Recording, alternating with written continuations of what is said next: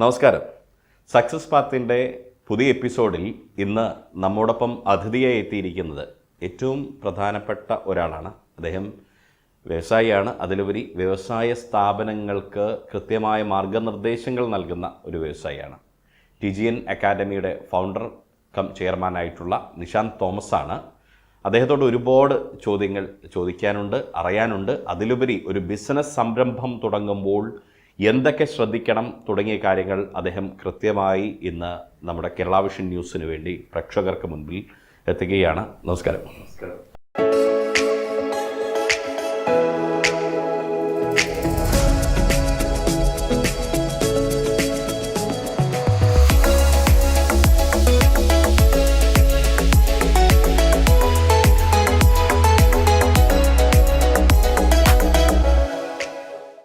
Shri Nishant Thomas, ആദ്യം തന്നെ ചോദിക്കട്ടെ, താങ്കൾ എങ്ങനെയാണ് ഈ ഒരു ബിസിനസ്സിലേക്ക് എത്തിയത് എന്നുള്ളതാണ് ഏറ്റവും പ്രധാനപ്പെട്ട ഒരു ചോദ്യം.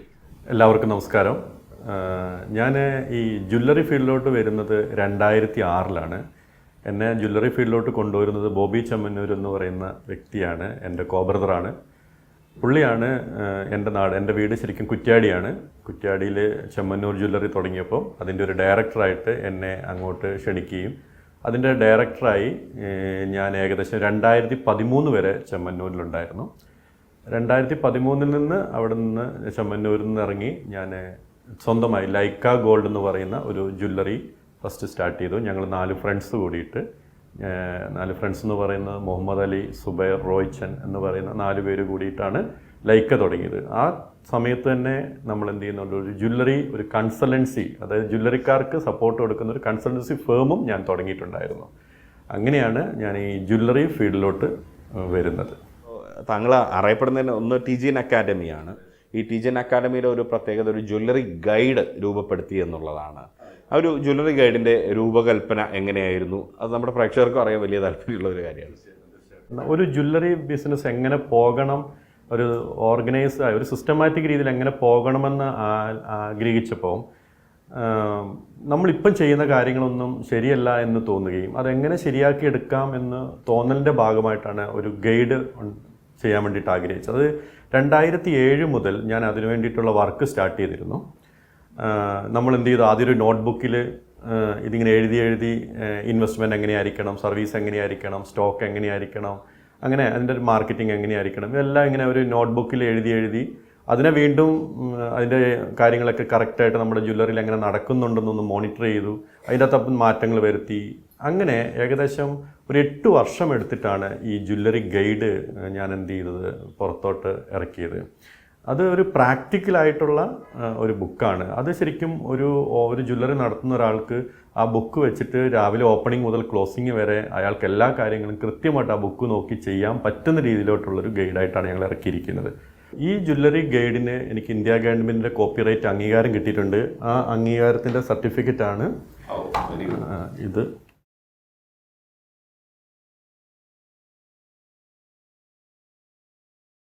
ഇതാണ് നമ്മുടെ ആ ജ്വല്ലറി ഗൈഡ്. നിഷാന്ത് അസോസിയേറ്റ് അല്ലേ? അതെ. ഇത് ഒരു 10-12 വർഷത്തെ തയ്യാറെടുപ്പാണ് ഈ ഒരു പുസ്തകം ഞാനിങ്ങനെ ആക്കിയെടുക്കാൻ വേണ്ടിയിട്ട് ചെയ്തത്. ഇത് വളരെ ഉപകാരപ്പെടുന്ന ബുക്കാണ്. ഒരുപാട് പേര് ഇത് എന്ത് ചെയ്യുന്നുണ്ട്, ഇപ്പോൾ റെഫർ ചെയ്യുന്നുണ്ട്. അത് കേൾക്കുമ്പോഴും അത് അവർക്ക് ഗുണമായെന്ന് കേൾക്കുന്നതും നമുക്ക് വലിയൊരു സന്തോഷമുള്ളൊരു കാര്യമാണല്ലോ. അതെ. അല്ല, ഞാൻ ഇതിൽ ശ്രദ്ധിച്ചൊരു കാര്യം, ISO സർട്ടിഫൈഡ് കൺസൾട്ടൻസിയാണ്. അതെ. കാരണം ഒരു കൺസൾട്ടൻസി എന്ന് പറയുമ്പോൾ അത് വെറുതെ ഒരു കൺസൾട്ടൻസി മാത്രമല്ല, ISO സർട്ടിഫിക്കേഷൻ അതിനുണ്ട് എന്നുള്ളത് അതിൻ്റെ ഒരു ഗുണമേന്മയും ക്വാളിറ്റിയാണ് വ്യക്തമാകുന്നത്. ഒരു ജ്വല്ലറി വ്യവസായത്തിന് വേണ്ടി മാത്രം ഒരു അക്കാഡമി തുടങ്ങുക എന്നത് അതിൻ്റെ ഒരു ഉദ്ദേശം എന്തായിരുന്നു? ജ്വല്ലറി മേഖലയിൽ ഞാൻ പഠിച്ചു വെച്ച മനസ്സിലാക്കിയൊരു കാര്യം, വിജയിപ്പിച്ച ഒരു കാര്യം മറ്റുള്ളവർക്ക് കൂടെ ഷെയർ ചെയ്യുക എന്നുള്ളതായിരുന്നു എൻ്റെ ഈ അക്കാദമി കൊണ്ടുള്ള മെയിൻ ഉദ്ദേശം. ഈ ജ്വല്ലറിയിൽ മാത്രം ഫോക്കസ് ചെയ്യാനുള്ളൊരു കാരണം എന്ന് പറയുന്നത്, ജ്വല്ലറി ഒരു ബിസിനസ് എന്ന് പറയുന്നത് ഇപ്പോൾ കേരളത്തിൽ തന്നെ ഏകദേശം ഞങ്ങൾ മനസ്സിലാക്കുന്ന പ്രകാരം ഒരു 15,000-ഓളം ജ്വല്ലറികളുണ്ട്, ഒരു 12,000 ഹോൾസെയിലേഴ്സ് ഉണ്ട്, 1,00,000-അടുത്തോളം ഇതിനു വേണ്ടി ജോലി ചെയ്യുന്ന ഗോൾഡ് മേക്ക് ചെയ്യുന്ന ആൾക്കാരുണ്ട്. ഈ 15,000 ജ്വല്ലറികൾക്കുള്ളിൽ തന്നെ ലക്ഷക്കണക്കിന് ആൾക്കാർ ജോലി ചെയ്യുന്നുണ്ട്. ജോലി ചെയ്യുക എന്ന് പറയുന്നത് കൂടുതൽ യുവാക്കളാണ്, പഠിച്ചിറങ്ങി വരുന്ന യുവാക്കളാണ് ഇതിനകത്തോട്ട് ജോലി ചെയ്യാൻ വരുന്നത്. പക്ഷേ ഈ മേഖല ഗവൺമെൻറ് ഒരുപാട് ഇൻകം കൊടുക്കുന്നൊരു മേഖലയാണ്. ഒരുപാട് ബിസിനസ്സുകാർ ഹ്യൂജ് പൈസ ഇൻവെസ്റ്റ് ചെയ്തൊരു മേഖലയാണ്. ഇവിടെ ഒരു എന്താ പറയുക, ഒരു സിസ്റ്റമാറ്റിക് രീതിയിലുള്ളൊരു ബിസിനസ് പോകണമെന്ന് ആഗ്രഹിക്കുന്നതുകൊണ്ടാണ് ഈ അക്കാദമി, ജ്വല്ലറിക്ക് വേണ്ടി മാത്രം സ്പെഷ്യലായിട്ട് ഇങ്ങനെ ഒരു അക്കാദമി തുടങ്ങിയത്. നമ്മുടെ നാട്ടിൽ ഒരു വ്യവസായം നടന്നു പോകണമെങ്കിൽ എല്ലാവരും ആ വ്യവസായത്തിൽ എല്ലാവരും നല്ല രീതിയിൽ എന്ത് ചെയ്യണം, ബിസിനസ് ചെയ്യണം. ഇപ്പം എക്സാമ്പിൾ പറഞ്ഞാൽ 2000-ൽ 5% ഉണ്ടായിരുന്നുള്ളൂ ഓർഗനൈസ്ഡ് ജ്വല്ലറി, 95% അൺഓർഗനൈസ്ഡ് ജ്വല്ലറികളായിരുന്നു. ഇപ്പോൾ ഈ 2025 ആയപ്പോഴേക്കും 40% ഓർഗനൈസും 60% അൺഓർഗനൈസ്ഡ് ജ്വല്ലറി. ഈ അൺഓർഗനൈസ്ഡ് എന്ന് പറയുന്നത് ഒരു വ്യക്തി സ്വന്തമായി നടത്തുന്ന സ്ഥാപനമാണ് കേട്ടോ ഉദ്ദേശിക്കുന്നത്. അതായത് സാധാരണ ആൾക്കാർക്ക് ഈ ബിസിനസ്സിൽ പിടിച്ചു നിൽക്കാൻ പറ്റാത്തൊരവസ്ഥയിലോട്ട് ഇപ്പം ജ്വല്ലറി ബിസിനസ് വരികയാണ്. അതായത് വലിയ വലിയ കമ്പനികൾക്ക് മാത്രമേ ജ്വല്ലറി ബിസിനസ്സിൽ മുന്നോട്ട് പോകാൻ സാധിക്കുന്നുള്ളൊരവസ്ഥയിലോട്ട് വന്നു. അപ്പം ഇങ്ങനെ പോയി കഴിഞ്ഞു കഴിഞ്ഞാൽ ഈ ചെറുകിട കച്ചവടക്കാരെല്ലാം അടയ്ക്കേണ്ട ഒരു അവസ്ഥയിലോട്ടാണ് വരുന്നത്. അതൊരു നമ്മുടെ നാട്ടിൽ വലിയൊരു ബുദ്ധിമുട്ടുണ്ടാവും. അപ്പം അതുകൊണ്ട് എന്താ വെച്ചാൽ ഇങ്ങനെ അവർക്കും കൂടെ ഒരു ട്രെയിനിങ് കൊടുക്കുക എന്നതാണ് ഇതിൻ്റെ മെയിൻ ഉദ്ദേശം. ട്രേഡ് സീക്രട്ട് ആക്കി വെക്കേണ്ട ഒരു കാര്യം, അല്ലെങ്കിൽ ഈ ബിസിനസ് സീക്രട്ട് അതിങ്ങനെ പബ്ലിക്കായി പറഞ്ഞു കൊടുക്കുമ്പം അങ്ങനെ എന്തെങ്കിലും ആശങ്കകളോ അങ്ങനെയല്ല, അതിൻ്റെ ഒരു ലക്ഷ്യം എന്താണ് ശരിക്കും യഥാർത്ഥത്തിൽ ഇങ്ങനെ ഇത് പബ്ലിക്കായി പറഞ്ഞു കൊടുക്കാം എന്ന് ഉദ്ദേശിച്ചതിന് പിന്നിലൊരു ലക്ഷ്യമുണ്ടല്ലോ, അതെന്താണ്? ബിസിനസ്സിൽ ട്രേഡ് സീക്രട്ട് എന്ന് പറയുന്നത് എല്ലാവർക്കും ഉണ്ടാവുമെങ്കിലും പക്ഷേ ഇത് ഞാൻ പറഞ്ഞു കൊടുക്കുന്നതിൻ്റെ ഉദ്ദേശം എന്ന് പറയുന്നത്, ഇന്ന് ജ്വല്ലറി ബിസിനസ്സിൽ നടക്കുന്ന മത്സരം ഹെൽത്തി കോമ്പറ്റീഷൻ അല്ല. അതായത് ഒരാളെ പരാജയപ്പെടുത്തിക്കൊണ്ടാണ് മറ്റൊരാൾ ബിസിനസ് ചെയ്യുന്നത്. അതായത് ആ പരാജയപ്പെടുത്തുന്ന ആൾക്ക് ലാഭമില്ല, ഇത് പരാജയപ്പെടുത്താൻ ശ്രമിക്കുന്ന ആൾക്കും ലാഭമില്ലാത്തൊരു രീതിയിലാണ് ബിസിനസ് ചെയ്യുന്നത്. അതെന്തുകൊണ്ടാണെന്ന് വെച്ചാൽ എനിക്ക് മനസ്സിലാകുന്നത് അറിവില്ലാത്തതുകൊണ്ടാണെന്നാണ് ഞാൻ മനസ്സിലാക്കുന്നത്. ശരിക്കും നമുക്കൊരു ബിസിനസ്സിൽ ലാഭം ഉണ്ടാവണം, ലാഭം എടുത്താൽ മാത്രമേ ഇത് മുന്നോട്ട് പോവുള്ളൂ. അപ്പോൾ എങ്ങനെ ഒരു ബിസിനസ്സിൽ മാന്യമായ ഒരു ലാഭം ഉണ്ടാക്കാം, അത് എങ്ങനെയാണ് അത് വിൽക്കേണ്ടത്, എങ്ങനെയാണ് ആ ഇൻവെസ്റ്റ്മെൻറ്റിനെ കാത്തു സൂക്ഷിക്കേണ്ടത് എന്ന് പറയുന്ന ഒരു കാര്യങ്ങളൊക്കെ നമ്മൾ മറ്റുള്ളവർക്ക് പറഞ്ഞു കൊടുക്കുമ്പം അവരും എന്ത് ചെയ്യും, ആ രീതിയിൽ ചെയ്യാൻ ശ്രമിക്കുമ്പോൾ നാട്ടിൽ നല്ലൊരു ബിസിനസ് സംസ്കാരം ജ്വല്ലറി മേഖലയിൽ വരും എന്നുള്ളൊരു വിശ്വാസം കൊണ്ടാണ്. ഇപ്പം ഞങ്ങളുടെ ഈ ട്രെയിനിങ്ങിൽ പങ്കെടുക്കുന്ന ആൾക്കാരെല്ലാം ഞങ്ങൾ പറയുന്ന കാര്യത്തിനോട് യോജിച്ച് വരുന്നതായിട്ട് ഞങ്ങൾ കാണുന്നുണ്ട്. ഇത് നേരത്തെ തുടങ്ങേണ്ടതായിരുന്നു എന്ന് പറയുന്ന ഒരു സംസാരം പല ഭാഗത്തുനിന്നും കേൾക്കുന്നുണ്ട്. അത് കേൾക്കുമ്പോൾ സന്തോഷമാണ്. സ്വാഭാവികമായിട്ടും ഇങ്ങനെ ഈ മനസ്സിലാക്കലുകളുടെ ഭാഗമായിട്ടൊരു 11 തൂണുകളുണ്ട് നമ്മുടെ മലയാളം പറഞ്ഞു കഴിഞ്ഞാൽ. സാറിൻ്റെ ആ ഒരു കണ്ടെത്തലിൻ്റെ അല്ലെങ്കിൽ ആ ഒരു സംവിധാനത്തിൻ്റെ പേര്, ആ ഗൈഡിന് സാറ് നൽകിയ പേരെന്ന് പറയുന്നത് 11 Pillars ഓഫ് ജ്വല്ലറി ബിസിനസ് എന്നുള്ളതാണ്. അത് ആ ജ്വല്ലറി ബിസിനസ് രംഗത്തുള്ള 11 തൂണുകൾ, അത് എന്താണ്, അതിൻ്റെ പ്രാധാന്യം എന്താണ് ആ രഹസ്യം എന്നുള്ളത് അത് അറിയാൻ ഏറ്റവും കൂടുതൽ താല്പര്യം നമ്മുടെ പ്രേക്ഷകർക്ക് മാത്രമല്ല, ഈ ജ്വല്ലറി ബിസിനസ് രംഗത്തുള്ള ഒരുപാട് ആളുകൾ ഇത് കാണുമ്പോൾ സ്വാഭാവികമായിട്ടും അവർക്കത് അറിയാൻ താല്പര്യമുണ്ടാകും. അതെന്താണ് സാർ അതുകൊണ്ട് ഉദ്ദേശിക്കുന്നത്, അതിൻ്റെ പ്രാധാന്യം എന്താണെന്നുള്ളതാണ്. സന്തോഷമുള്ളത് പറയുന്നതിൽ. ഏതൊരു ബിസിനസ് ചെയ്യുന്ന ആൾക്കാരുടെയും ലക്ഷ്യം പ്രോഫിറ്റാണ്. അപ്പം ഞങ്ങൾ ഈ പ്രോഫിറ്റ് എന്ന് പറയുന്ന ഒരു കാര്യത്തിന് ഞങ്ങൾ എന്ത് ചെയ്യുന്നില്ല, ഈ പില്ലറിൽ ഒരിടത്തും ഉൾപ്പെടുത്തിയിട്ടില്ല. അപ്പം ബാക്കി 11 പില്ലർ എന്തായിരിക്കും നമ്മളെല്ലാവരും ആകാംക്ഷയോടെ കാത്തിരിക്കുന്നത്. ഞങ്ങൾ പറയുന്ന 11 പില്ലേഴ്സ് എന്ന് പറയുന്നത്, ഒന്ന് സർവീസാണ്. നമ്മൾ എന്തൊരു ബിസിനസ് ആയിക്കോട്ടെ, എന്തൊരു ജോലി ആയിക്കോട്ടെ, അതൊരു സർവീസായിട്ട് നമ്മൾ ആദ്യം എന്ത് ചെയ്യണം, കണക്കാക്കണം. അപ്പോൾ ഒരു ജ്വല്ലറി ബിസിനസ് ചെയ്യുന്ന ഒരാൾ അയാളുടെ സർവീസ് എന്താണ് എന്ന് അയാൾ നോക്കിക്കഴിഞ്ഞാൽ അയാൾ പറയും, ഞാൻ സ്വർണ്ണം വിൽക്കുന്നു, ഡയമണ്ട് വിൽക്കുന്നു, സിൽവർ വിൽക്കുന്നു, അല്ലെ പഴയ സ്വർണം എടുക്കുന്നു, എങ്ങനെയൊക്കെയാണ്. പക്ഷേ ഞങ്ങൾ പറയുന്നത് ഒരു 10-40 ടൈപ്പ് ഓഫ് സർവീസ് ഒരു ജ്വല്ലറി നമുക്ക് ഈസി ആയിട്ട് കൊടുക്കാൻ പറ്റും. അതെന്തൊക്കെയാണെന്ന് കണ്ടുപിടിച്ചിട്ട് ആ സർവീസ് ഏതൊക്കെ ജനങ്ങൾക്ക് ആവശ്യമുണ്ടെന്ന് നമ്മൾ നോക്കിക്കഴിഞ്ഞു കഴിഞ്ഞാൽ നമുക്കറിയാൻ പറ്റും, നമ്മൾ ഒരു ദിവസം ഒരു 4-5 സർവീസിനെ മാത്രമേ എന്ത് ചെയ്യുന്നുള്ളൂ, ഫോക്കസ് ചെയ്യുന്നുള്ളൂ. മറ്റുള്ള സർവീസിനെയും കൂടെ നമുക്ക് ഫോക്കസ് ചെയ്യുമ്പോൾ നമുക്ക് ജ്വല്ലറിയിലോട്ട് ആൾക്കാരുടെ വാക്കിംഗ് കൂടി വരും. അത് നമ്മുടെ ഒരു ശക്തിയെ, ഒരു കസ്റ്റമറാണല്ലോ നമ്മുടെ ജ്വല്ലറിയുടെ ശക്തി. അപ്പോൾ സർവീസ് ഏതൊരു കാര്യത്തിലും നമുക്ക് ഇമ്പോർട്ടൻസ് ആണ്. അത് നമ്മളൊരു ഓണർ എന്ത് ചെയ്യണം, അത് മനസ്സിലാക്കി അത് പഠിച്ച് അത് മറ്റുള്ള നമ്മുടെ കൂടുതൽ വർക്ക് ചെയ്യുന്ന സ്റ്റാഫിന് പഠിപ്പിച്ചു കൊടുത്ത് അവരങ്ങനെ ചെയ്യുന്നുണ്ടോ എന്ന് നോക്കണം. ഇതാണ് ഒന്നാമത്തെ പില്ലർ. ഇതിന് തയ്യാറാണെങ്കിൽ മാത്രമേ നമ്മൾ ജ്വല്ലറി എന്ത് ചെയ്യാവുള്ളൂ, ഇൻവെസ്റ്റ്മെൻറ്റ് ചെയ്യാൻ പാടുള്ളൂ. അതാണ് രണ്ടാമത്തെ പില്ലർ, ഇൻവെസ്റ്റ്മെൻറ്റ് എന്ന് പറയുന്നത്. അപ്പോൾ ഇൻവെസ്റ്റ്മെൻറ്റ് എന്ന് പറഞ്ഞാൽ ജ്വല്ലറിയിലെ ഇൻവെസ്റ്റ്മെൻറ്റ് എന്ന് പറയുന്നത് ഏറ്റവും കൂടുതൽ അസറ്റാണ്. അതായത് ഓരോ ദിവസം വില കൂടുകയാണ്.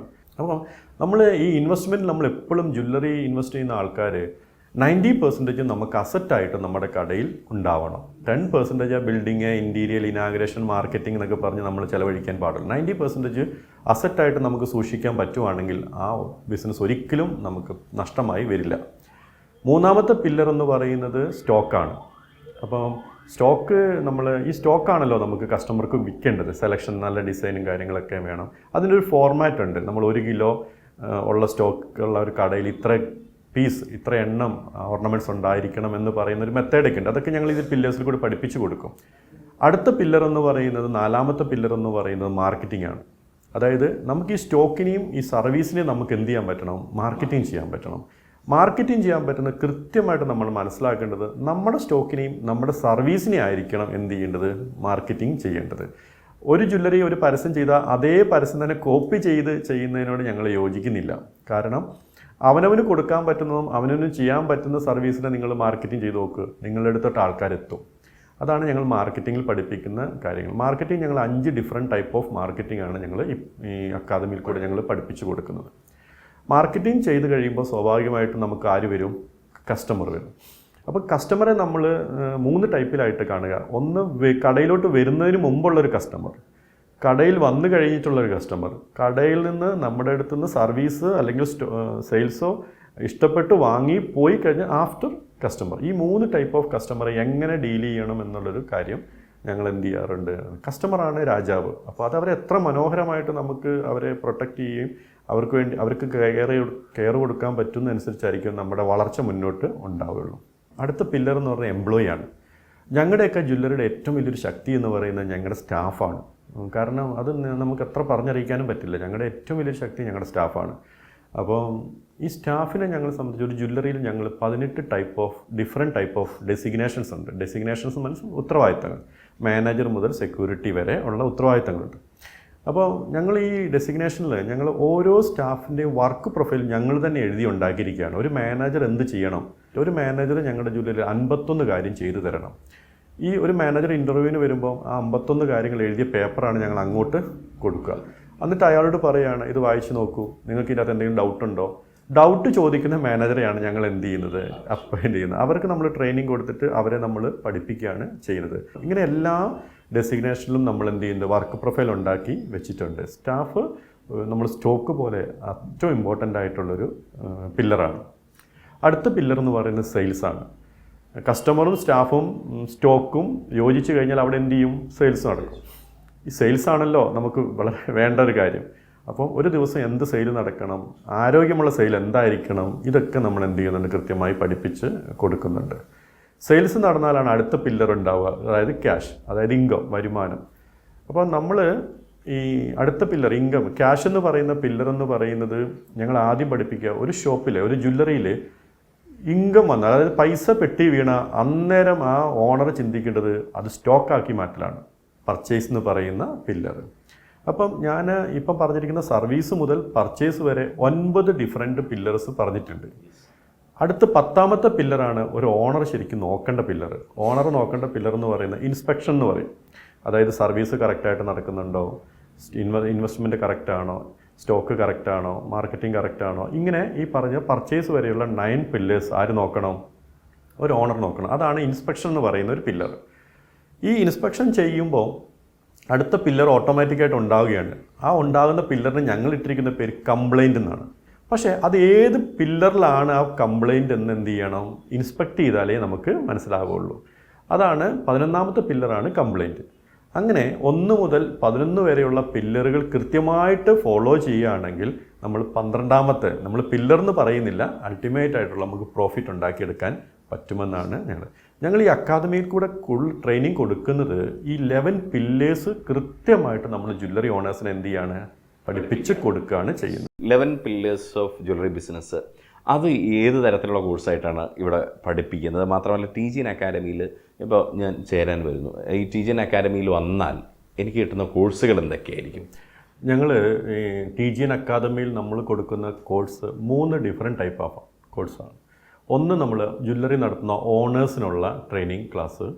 പിന്നെ രണ്ടാമത്തെ ട്രെയിനിങ് ക്ലാസ് എന്ന് പറയുന്നത് ജ്വല്ലറിയിലെ മാനേജേഴ്സിനുള്ള ട്രെയിനിങ് ക്ലാസ്. മൂന്നാമത്തെ ട്രെയിനിങ് ക്ലാസ് ജ്വല്ലറിയിലെ സ്റ്റാഫുകൾക്കുള്ള ട്രെയിനിങ് ക്ലാസ്. ഇത് 3 ടൈപ്പാണ്. 3 വ്യത്യസ്തമായ രീതിയിലും ഒക്കെയാണ് നമ്മൾ ക്ലാസ് എടുക്കുന്നത്. ആദ്യമേ ഞങ്ങൾ പറയാം, ഓണേഴ്സിൻ്റെ ട്രെയിനിങ് ക്ലാസ്സിൽ ഞങ്ങൾ ഓണേഴ്സിനെ പഠിപ്പിക്കുന്നത് ഈ നമ്മൾ നേരത്തെ പറഞ്ഞിരിക്കുന്ന 11 പില്ലേഴ്സാണ്. ഇത് നമ്മൾ പഠിപ്പിച്ച് കൊടുക്കുന്നത് 3 മാസം കൊണ്ടാണ്. അതായത് ഒരു മാസത്തിൽ 4 ക്ലാസ്, അതായത് ആഴ്ചയിൽ 1 ക്ലാസ് വെച്ചിട്ടാണ് നമ്മൾ എന്ത് ചെയ്യുന്നത്. അതായത് രാവിലെ 10 മണി മുതൽ വൈകുന്നേരം 5 മണി വരെയുള്ള ഒരു ക്ലാസ്സാണ്. ഇങ്ങനെ നമ്മൾ 3 മാസം, അതായത് 3 മാസം കൊണ്ട് 12 ക്ലാസ് ആയിട്ടാണ് നമ്മൾ എന്ത് ചെയ്യുന്നത്, ഒരു ജ്വല്ലറി ഓണർക്ക് ഇത് പഠിപ്പിച്ചു കൊടുക്കുന്നത്.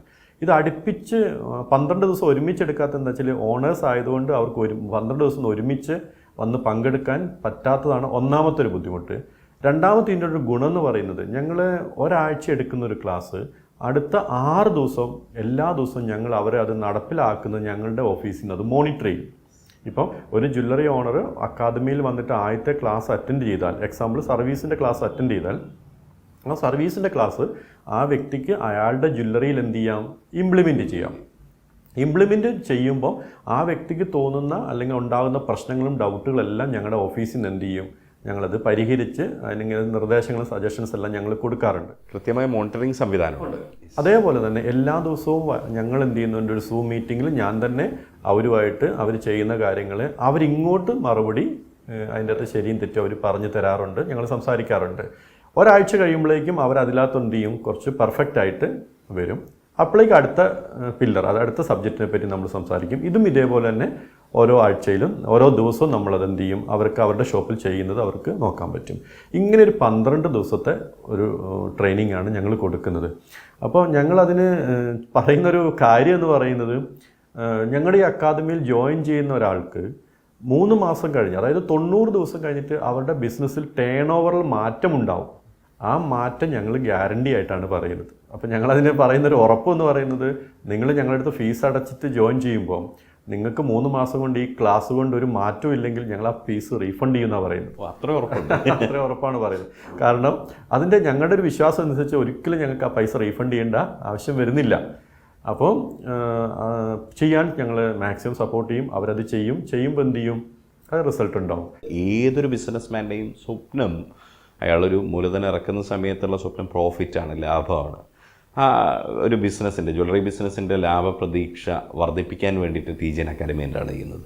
ഓണേഴ്സ് എല്ലാവരും പല ഡിഫറെൻറ്റ് ടൈപ്പ് ഓഫ് ആൾക്കാരായിരിക്കും. ചില ആൾക്കാർ ഇൻവെസ്റ്റ്മെൻറ്റ് കണ്ടെത്താൻ ഭയങ്കര മിടുക്കരായിരിക്കും. ചില ആൾക്കാർ മാർക്കറ്റിംഗ് ഐഡിയാസ് നന്നായിട്ടുള്ള ആളായിരിക്കും. ചില ആൾക്കാർ സ്റ്റാഫിനെ നന്നായിട്ട് മെയിൻറ്റെയിൻ ചെയ്യാൻ അറിയുന്ന ആളായിരിക്കും. ചില ആൾക്കാർ നല്ല സ്റ്റോക്കും നല്ല സെലക്ഷനൊക്കെ വെക്കാൻ ഐഡിയ ഉള്ള ഒരാളായിരിക്കും. പക്ഷേ ഇങ്ങനെയൊക്കെ ഐഡിയ ഉള്ള ആൾക്കാർ എല്ലാ കാര്യങ്ങളും നോക്കിയിട്ടില്ലെങ്കിൽ, ഈ 11 കാര്യങ്ങൾ നോക്കിയിട്ടില്ലെങ്കിൽ ആ ബിസിനസ്സിന് ലാഭം ഉണ്ടാവില്ല. കാരണം ഏതെങ്കിലും ഒരു സ്ഥാനത്ത് എന്ത് ചെയ്യും, കംപ്ലയിൻ്റ് ഉണ്ടാവും. ആ കംപ്ലയിൻറ്റ് നമ്മൾ അറിയുക, വലിയ പരാജയങ്ങൾ വരുമ്പോഴായിരിക്കും നമ്മൾ എന്ത് ചെയ്യുക, അത് ഞാൻ ശ്രദ്ധിക്കാത്തതുകൊണ്ടാണല്ലോ വന്നത് എന്ന് തിരിച്ചറിയാം. അപ്പം ഞങ്ങൾ പഠിപ്പിക്കുന്നത്, നമുക്ക് ഈ 11 പില്ലേഴ്സും ഒരേപോലെ നമുക്ക് എന്ത് ചെയ്യണം, നോക്കിപ്പോയാൽ നമുക്ക് മാറ്റം വരും. അങ്ങനെ നോക്കി തുടങ്ങുകയാണെങ്കിൽ തന്നെ നമ്മുടെ ബിസിനസ്സിൽ എന്ത് ചെയ്യും, ലാഭമുണ്ടാവും. കാരണം സ്വർണം എന്ന് പറയുന്നത് ആൾക്കാർക്ക് ആവശ്യമുണ്ട്. ആൾക്കാർക്ക് അത് ഇപ്പോൾ ഭയങ്കര പോസിറ്റീവായിട്ടാണ് വരുന്നത്. ഇപ്പം നമ്മുടെ നാട്ടിൽ പണ്ട് നമ്മൾ 916 ആഭരണങ്ങളാണെങ്കിൽ ഇപ്പം 18 ക്യാരറ്റായി, ഇപ്പോൾ 14 ക്യാരറ്റും 9 ക്യാരറ്റിനും BIS അംഗീകാരം കൊടുത്തു. അപ്പം ആ ഗോൾഡും എന്ത് ചെയ്യാണ്, അതിനനുസരിച്ച് വില കൂടുന്നതിനനുസരിച്ച് അതിൻ്റെ സാധ്യതകളും കൂടി വരുന്നുണ്ട്. ഇപ്പം ഒരു എക്സാമ്പിൾ പറയാം, സിൽവറിനൊക്കെ ഇപ്പോൾ വില ഏകദേശം ഇരട്ടിക്കടുത്തായി. അപ്പോൾ ഏതൊരു മെറ്റലും, ജ്വല്ലറി കൂടെ വിൽക്കുന്ന ഏതൊരു മെറ്റലിനും വില കൂടുന്നുണ്ട്. പക്ഷേ ആരോട് ചോദിച്ചാലും ജ്വല്ലറി ഓണേഴ്സ് ഹാപ്പിയല്ല. സോ നമ്മൾ ആലോചിച്ച് നോക്കാം, നമ്മുടെ ബിസിനസ്സിൽ നമ്മുടെ ഇൻവെസ്റ്റ്മെൻറ്റ് ദിവസം വില കൂടുകയാണ്, പക്ഷേ ആൾക്കാർ ഹാപ്പിയല്ല. അതിനൊരു പ്രശ്നം എന്ന് വെച്ചാൽ ഈ ഒരു നമ്മൾ ശ്രദ്ധിക്കാത്തത് കൊണ്ട് നമുക്ക് കുറേ അപകട സാധ്യതകൾ നമ്മൾ തിരിച്ചറിയുന്നത് കൊണ്ട് വരുന്നൊരു ടെൻഷനാണ്. അപ്പോൾ അതിനൊരു പരിധി വരെ നമുക്ക് അക്കാദമിയിൽ കൂടെ നമുക്ക് സൊല്യൂഷൻ ആക്കാനും ഫ്യൂച്ചർ നമുക്ക് നന്നാക്കി കൊണ്ടുപോകാനും പറ്റുമെന്നുള്ള ഉറപ്പ് അക്കാദമിക്ക് ചെയ്യാൻ പറ്റുമെന്നാണ് ഞാൻ വിശ്വസിക്കുന്നത്. പൊതുവേ ഇത് കേൾക്കുമ്പോൾ അല്ലെങ്കിൽ നമ്മുടെ ഈ സംസാരം കാണുന്നവർക്ക് തോന്നുന്ന ഒരു ചിന്തയുണ്ടാകും, ഇതിപ്പോൾ വൻകിട ജ്വല്ലറി ഉടമകൾക്ക് മാത്രമൊക്കെ പറ്റുന്ന കാര്യമാണോ, അതല്ല ഈ ചെറിയ ജ്വല്ലറി ഷോപ്പ് ഉടമകൾക്കൊക്കെ ഇത്തരത്തിൽ ഈ TGN അക്കാഡമിയിൽ വന്ന് അത് അവരെ സംബന്ധിച്ച് അതെങ്ങനെയാണ് ഗുണം ചെയ്യുന്നത്? രണ്ടു കൂട്ടർക്കും ഗുണമാണ്. ചെറുകിടക്കാർക്കും വൻകിടക്കാർക്കും ഗുണമാണ്. ഇപ്പം ഒരു ജ്വല്ലറി ഉള്ള ഒരാൾ ഇവിടെ വന്ന് ഞങ്ങളുടെ ട്രെയിനിങ്ങിനൊക്കെ മിക്ക ജ്വല്ലറി ഓണേഴ്സും ആദ്യത്തെ ക്ലാസ്സിൽ അയാൾ ഒറ്റയ്ക്കായിരിക്കും പങ്കെടുക്കുക.